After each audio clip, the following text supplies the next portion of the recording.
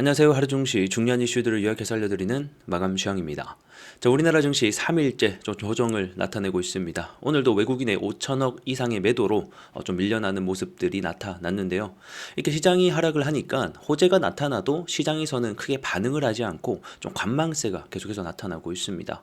이렇게 또 조정이 나타나니까 시장 하락에 관련된 부정론, 하락의 이유들까지 좀 많이 좀 쏟아지고 있는 요즘인데요.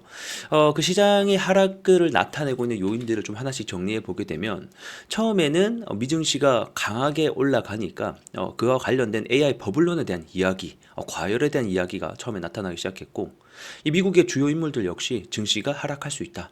향후에 10%에서 20% 조정을 각오해라. 이런 경고들이 나타나기 시작했습니다. 자, 거기에 더해서 또 한 가지 나타났던 것은 정부의 셧다운에 대한 장기화, 그로 인한 환율의 급등까지 겹치는 요즘이죠. 그리고 이제 어제자 또 미국의 증시를 하락시킨 주요 원인으로는 이 AI 도입으로 인해서 미국의 10월 고용 해고 데이터가 2003년 이후에 21년 만에 최고치를 기록했다라는 소식인데요.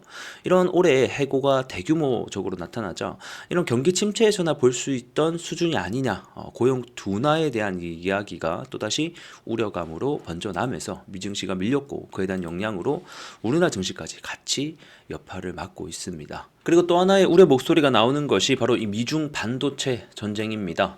최근에 또다시 확산되고 있는 움직임들이 나타나고 있어요. 자, 얼마 전 트럼프가 엔비디아의 차세대 칩을 더 이상 중국에게 공급하지 않겠다라고 발언을 시작으로 이번에는 또 중국이 해당 보복 조치로 자국 데이터 센터에 미국 칩을 더 이상 사용하지 못하게 하는 조치를 내렸습니다. 그러니까 미국산 AI 칩의 퇴출을 선언을 한 것인데요.